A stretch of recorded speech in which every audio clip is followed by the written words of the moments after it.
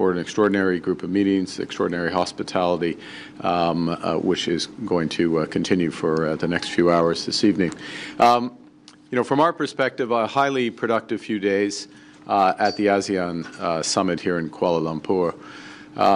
I've been joined by a delegation, including our Minister of International Trade, and we have focused on building new partnerships and unlocking new economic opportunities that will benefit Canadian workers and their businesses.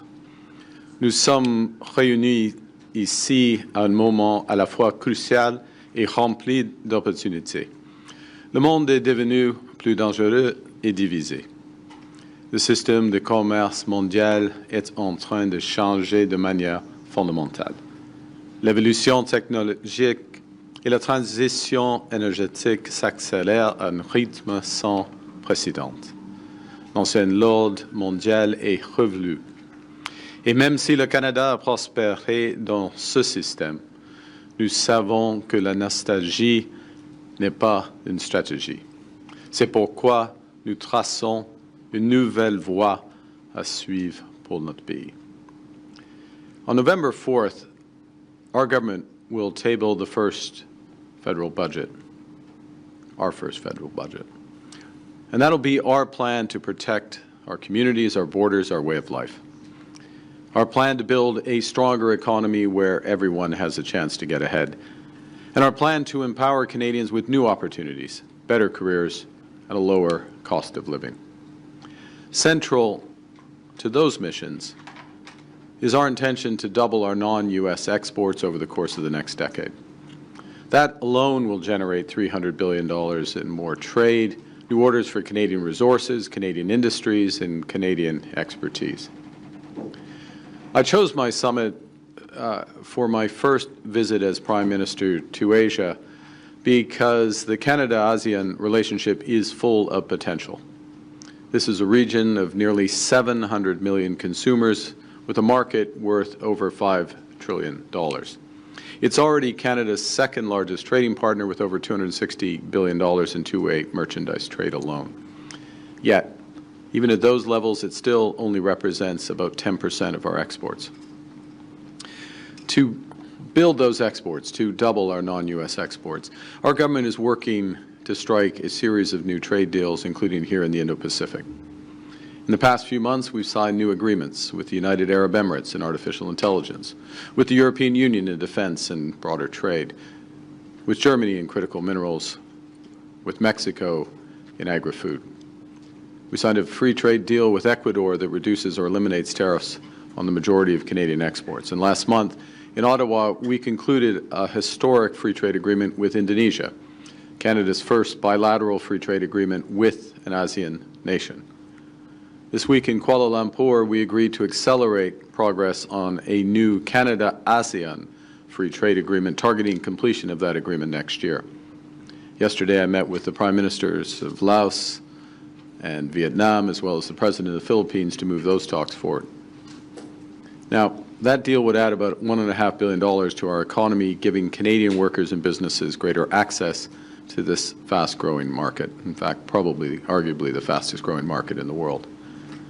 And would create jobs for Canadian workers in sectors ranging from critical minerals to clean tech, agri-food, aerospace, and advanced manufacturing, all while lowering prices for Canadian consumers on goods like electronics and clothing. In addition, President Marcos of the Philippines and I agreed yesterday to launch talks on a new free trade agreement between our two nations, again with the goal of concluding that agreement next year. This week, we also made significant progress on energy. Today, Canada and Malaysia signed a letter of intent to deepen investment in liquefied natural gas, and oil, nuclear power, and renewables. I met with the CEO and the senior management of Petronas, one of the world's largest energy companies and already a major investor in LNG in Canada, LNG Canada Phase 1, LNG facility in Kitimat, British Columbia. Now, Phase 2 of this project will double production, making the project as a whole the second largest LNG facility in the world, creating tens of thousands of new high-paying Canadian careers. That project, Phase 2, has been referred to our new Major Projects Office because we want it built, and we want it built faster to the benefit of Canadians, including Indigenous partners in the project. Together with Petronas, we are exploring other new opportunities to expand our partnership and strengthen Canada's role as a reliable energy supplier. By the end of this decade, 2030, Canada can produce nearly 50 million tons of LNG each year, enough to supply Singapore, where I'm going tomorrow, 5 times over. We can double that production again by 2040. Nous collaborons également dans le domaine du captage du carbone et en mettant nos ressources au service de la transition de l'ANAS vers une économie plus résiliente et à faible émission. En plaçant l'innovation canadienne au service des infrastructures énergétiques de l'ANAS, comme son nouveau réseau électrique, nous ouvrons la voie à des milliards de dollars de nouvelles possibilités pour les entreprises et les travailleurs canadiens. Et nous aidons aussi nos partenaires de l'ANAS à atteindre leurs objectifs en matière de connectivité. Canada's also unlocking new opportunities in technology. Canada's BlackBerry offers its cybersecurity center of excellence here in Malaysia. And we announced an investment to expand that center into an international hub for cyber intelligence and security innovation, something I discussed this afternoon with Prime Minister Ibrahim. Today, I visited CAE, with whom Malaysia Airlines has just signed a deal to purchase another Canadian-built flight simulator. And I met the CEO of AirAsia yesterday about a potentially large order for A220 planes designed and built in Quebec. These are the kinds of partnerships we will keep building because Canada has what the world wants: world-class talent with expertise in clean technology, artificial intelligence, life sciences, and quantum computing. We're the world's number one destination for master's degrees and doctorates. We have the most educated workforce in the world. We're an energy superpower with the 3rd largest reserves of oil and the 4th largest reserves of natural gas. We have an 85% clean grid, which we can readily increase by another 50% to power clean manufacturing, clean AI infrastructure, and the electrification of our sustainable economy. We have deposits of over 34 critical minerals, and we're amongst the top 5 producers for the 10 critical minerals most essential for the world's energy transition.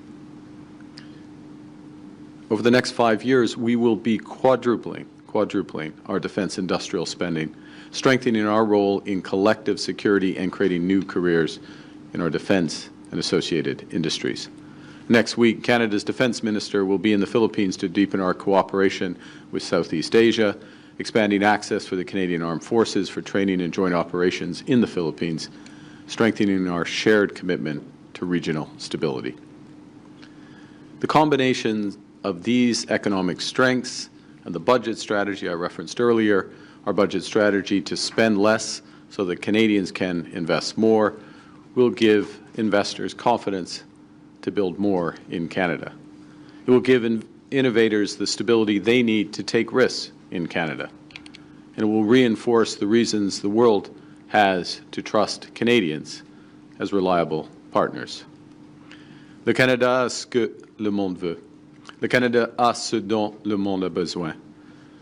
C'est à nous de vendre au monde ce que le Canada a à offrir. Selling our products to the world is a Team Canada effort. Federal ministers are working hard, securing deals and building relationships across Asia. Premiers from British Columbia, Alberta, Saskatchewan, to Newfoundland and Labrador and Prince Edward Island are leading trade missions across the region. Demain, je me rendrai à Singapour pour rencontrer le Premier ministre Lawrence Wong, ainsi que les grands investisseurs pour renforcer la coopération dans les domaines du commerce, de l'énergie et de la technologie. Et plus tard cette semaine, je vais participer au sommet des dirigeants de l'APEC en Corée du Sud pour poursuivre ces progrès et resserrer nos liens dans les domaines de l'agriculture, de la défense et des minéraux critiques. To finish, to quote our host, Prime Minister Ibrahim, "The old world order is disappearing and a new one has yet to emerge. Times like this, it's time to be bold, because how we respond will shape Canada's path for decades to come. By making generational investments at home and by building deeper partnerships abroad, we will build Canada strong." And with that, I'll be happy to take your questions. Thank you, Prime Minister. We're now going to begin with questions from the Canadian delegation. First question, première question, Sarah. Hi, Prime Minister. Sarah Ritchie with the Canadian Press. Have you had any contact with President Trump since Thursday? I have not. Given that President Trump said today on Air Force One, I don't know if you heard this, but in the last hour he said he doesn't plan to meet with you for a long time. Is it worth continuing to pursue a discussion, a meeting, a phone call with him at this point? I didn't see the comment. Look, we stand ready to sit down with the United States, myself with the President, my colleagues with their colleagues, when the U.S. is ready to sit down. We had made considerable progress on a supplement to the trading relationship that we had, considerable progress in the areas of steel, aluminum, and energy, associated areas as well. And as I just said, we're ready to sit down when they are ready to do that.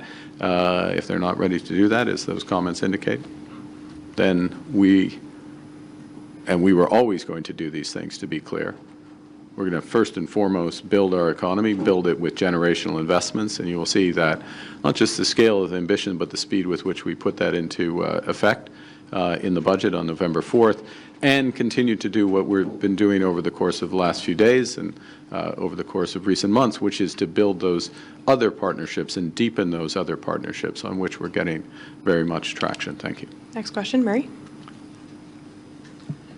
Hi, Prime Minister. Murray Brewster with Hi, CBC News. President Trump says he's canceled these trade talks because he's upset about the Ontario government ad. We've heard from the Business Council of Canada and even some of President Trump's own advisors who suggest the frustration with Canada runs deeper. So is this about the ads or is this about something else?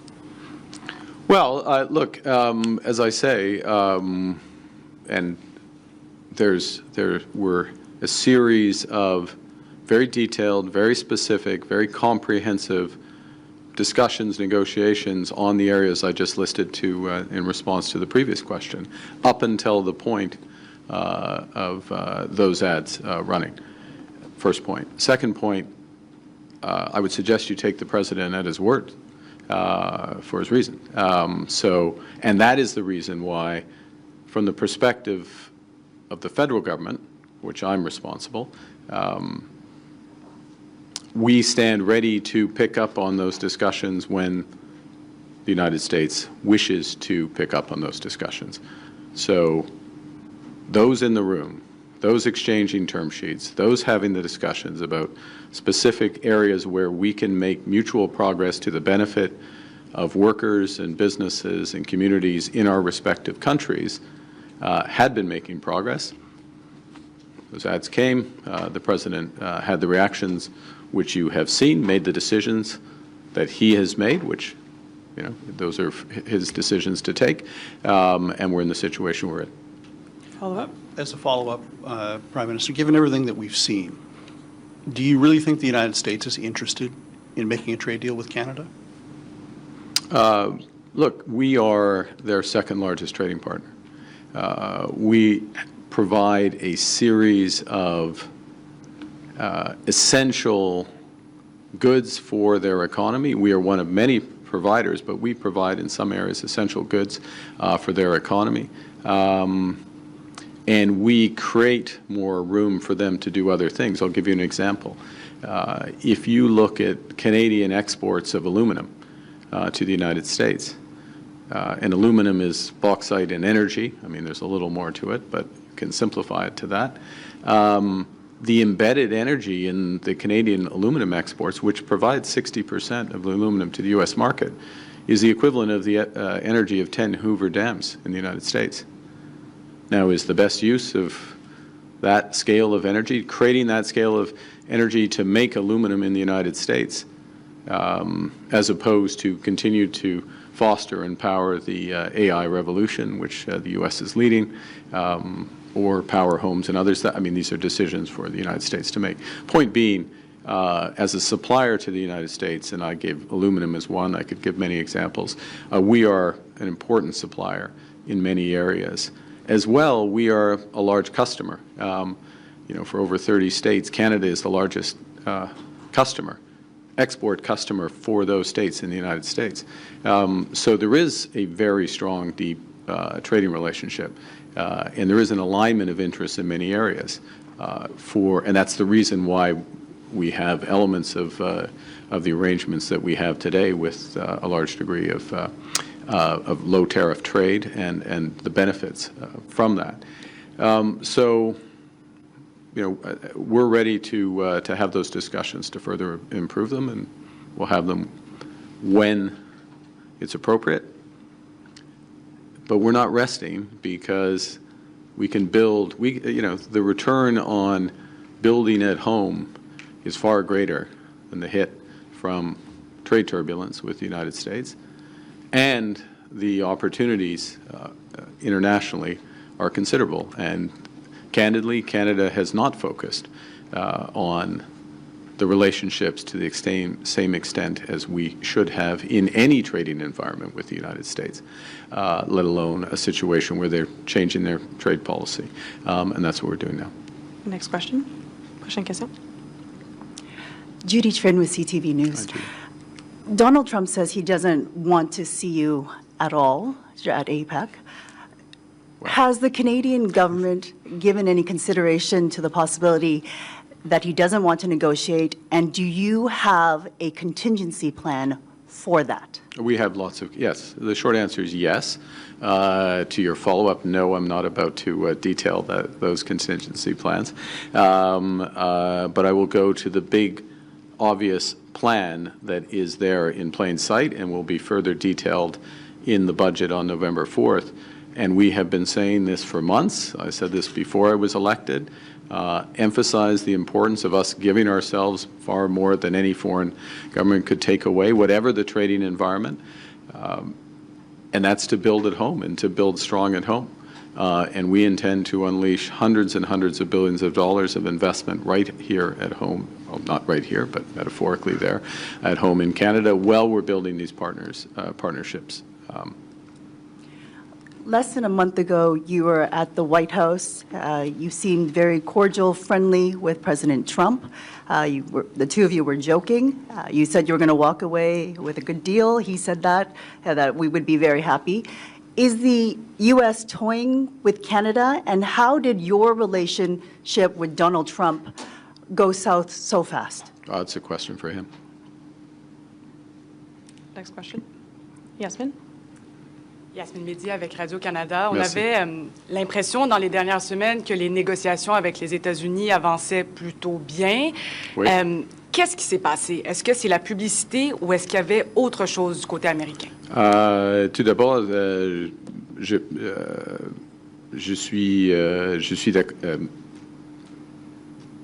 reconnais votre description. On fait de progrès dans les négociations, des progrès détaillés, des progrès constructifs, des progrès approfondis en ce qui concerne l'acier, l'aluminium, l'énergie, d'autres secteurs alliés. Ce n'était pas fini, c'est évident, ce n'était pas fini, mais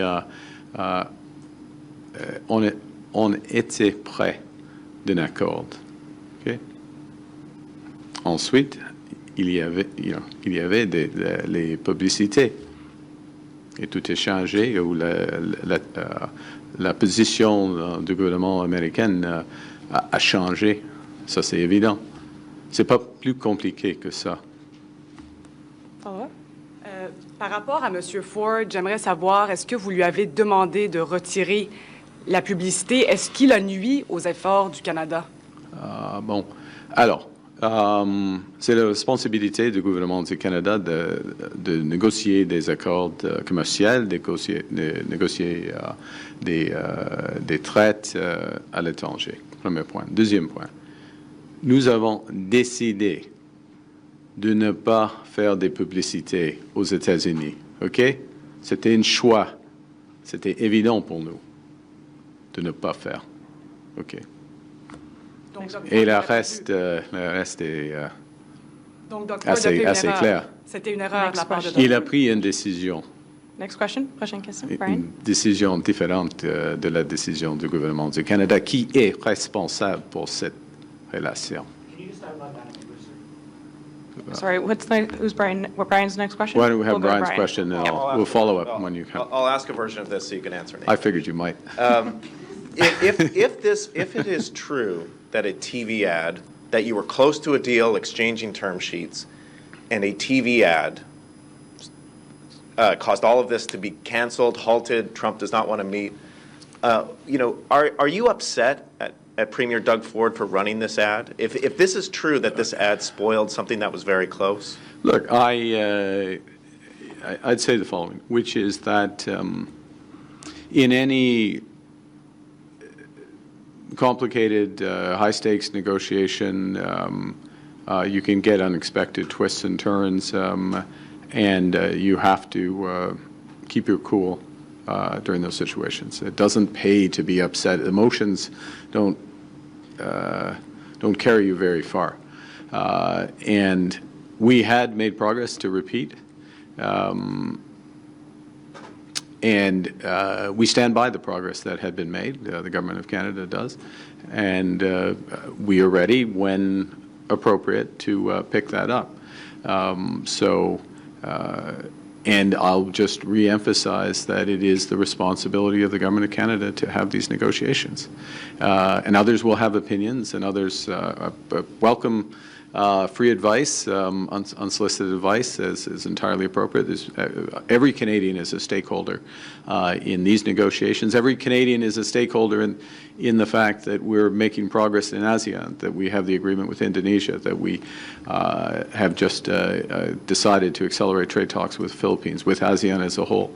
Every Canadian has a stakeholder, is a stakeholder in the evolution of our relationship with China. And the discussions that we will be having at APEC with giants there. So that's the focus, sans émotion, et on va continuer comme ça. Follow-up? And just to cast things ahead to where you're going later this week in Korea, can you give us an update on, do you expect to meet the Chinese president at APEC?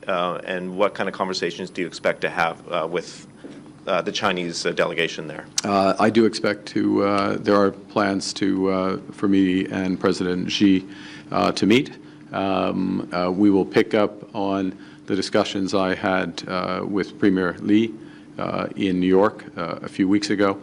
A broad range of issues, both in terms of the commercial relationship, as well as the evolution of the global system. So I look forward to the meeting with the President.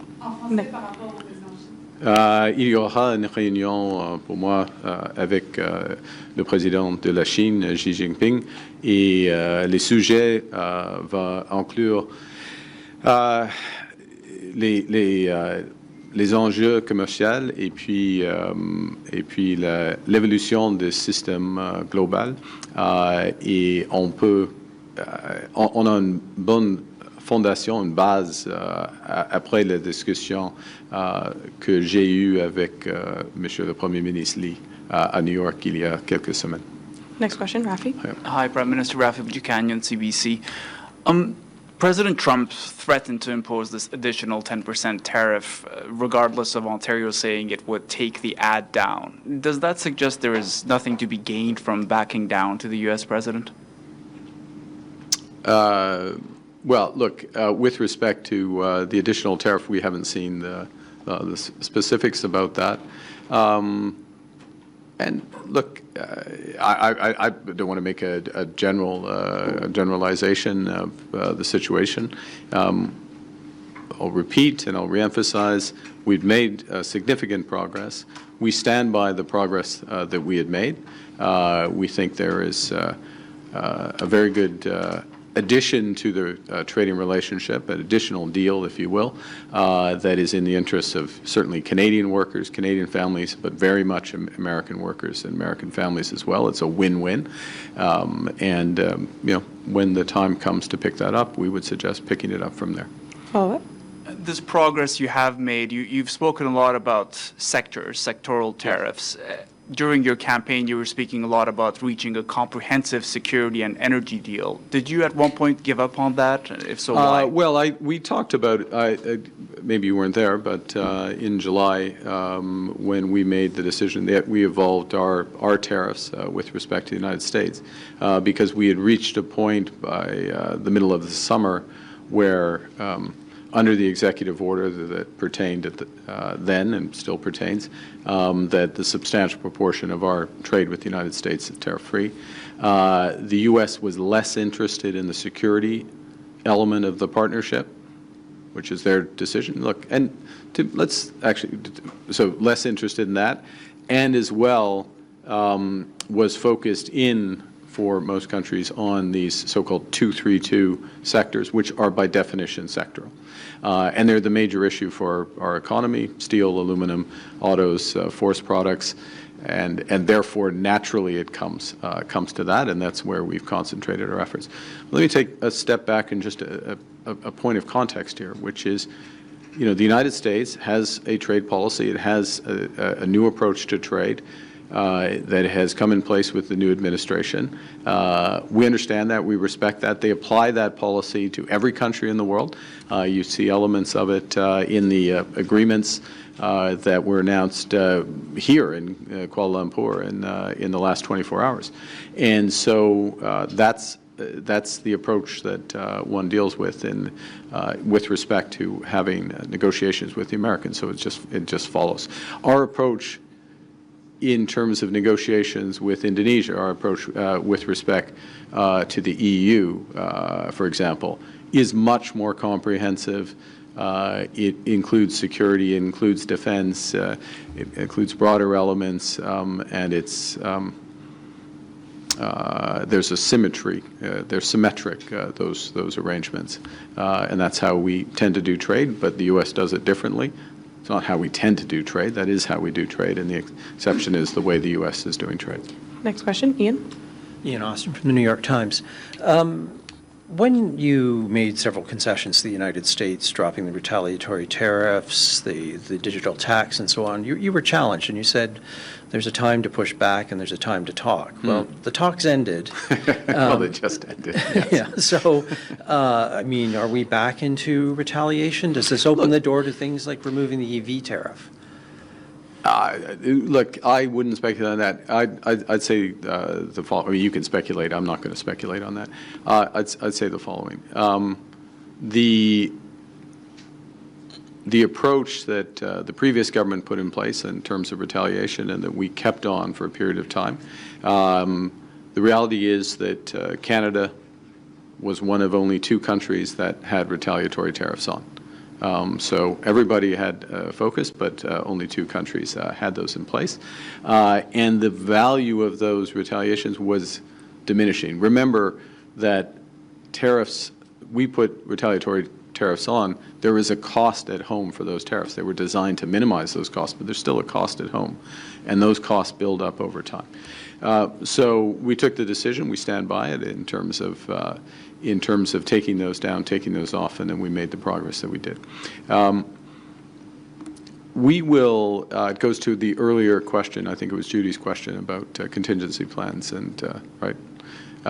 And we have a series of measures that we have put in place for the strategic sector, so-called strategic sectors, for steel, for aluminum, both in terms of liquidity support, in terms of more strategic support, so that billions of dollars of strategic support, so they can pivot to new markets, new products, by Canadian policies that are just now getting fully articulated and ramping up, so that we can support there. And there will be more coming in the budget as part of a broader industrial and trade diversification strategy, climate competitiveness strategies, which will help for all of this. So that's the focus of the reaction. I mean, obviously, we will protect markets if we see big asymmetries in terms of access, but it's not a decision for today. Follow-up? And the end of these talks, which you've described as being serious and constructive for what seems like a capricious reason, does this underscore that? Is there any value in trying to negotiate something with the Trump administration? Is its word worth anything? Look, I think that yes. I mean, the short answer is yes. There is value. There's tremendous value in those negotiations. We've seen the U.S. administration has made a series of commitments and agreements that is stood by. Some of those have been in the peace and security area. Some of them have been on the trade side. But just to be absolutely clear, we represent Canada. We are going to fight for Canadians. We are only going to agree to a deal through a negotiation that is in the best interests of Canadians. They are working in the best interests of Americans. There are places where those interests are aligned and they overlap, and we can have a deal. But we're not going to accept something that is not in the best interests of Canadians, and they understand that. Next question, Mackenzie. Okay, Mackenzie, you can ask your en anglais. Mackenzie Gray with Global News. I'd like to follow up on Sarah's earlier question. I know you said you haven't spoken to the president, but you've been known to text with him. Have you reached out to him personally at all since Thursday? The president knows that I'm available to speak to the president, as I would be, as you would expect. As president of the United States, so of course, make myself available. I make myself available for other world leaders as they wish to. We will both be in APEC. Canada's a member of APEC. I mean, we're going to be there, very much so. Follow-up? So you haven't reached out to the president at all? The president and I have not spoken since he took this decision. And you want to chat with him at APEC? We are ready to have discussions when the Americans wish to have those discussions, but we're not. Obviously, we don't dictate the timing of that. And last question, dernière question, Steve Chase. Steve Chase, Globe Steve. Mail. I wanted to ask you about where the relationship with China could go.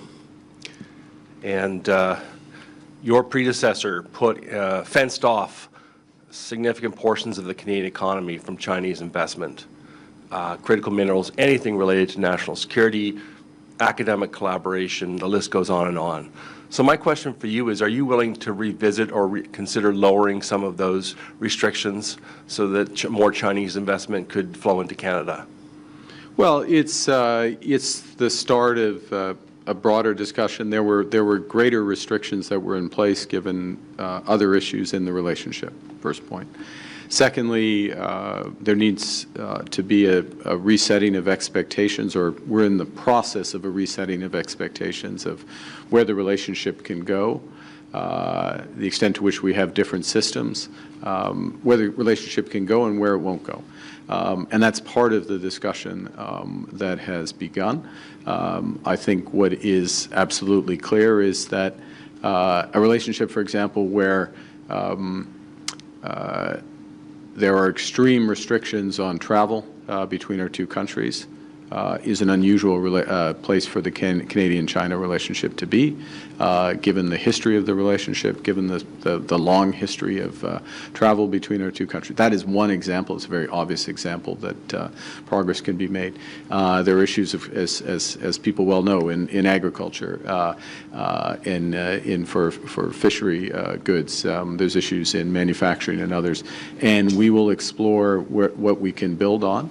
Relationships rebuild over time when they have been when they have changed for the worse, and so we have a lot of areas on which we can build. And look, last point, which is that this is our second largest trading partner. This is the second largest economy in the world.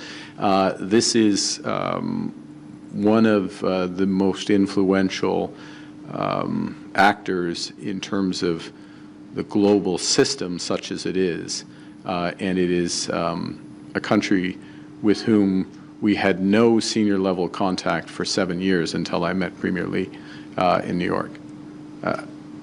So we're starting from a base, and we can move quite substantially. We're starting from a very low base, and we can move quite substantially before we start to get to sensitive areas. Would you like to, or is a free trade agreement with China out of the question? And if you could, would you drop EV tariffs against? I look forward to the discussions with President Xi, and they're about much broader set of issues than trade, and we'll be in better position to start answering questions like that as the relationship evolves and deepens. So we don't go in. There's no preset offer issue. This is the difference between relationship and transaction. We're starting relationship, building up the relationship on that. Thank you. This Thank puts you. an end to our press conference. C'est ce qui m'a fait notre conférence de presse. Merci. Merci beaucoup. Merci. Thank you.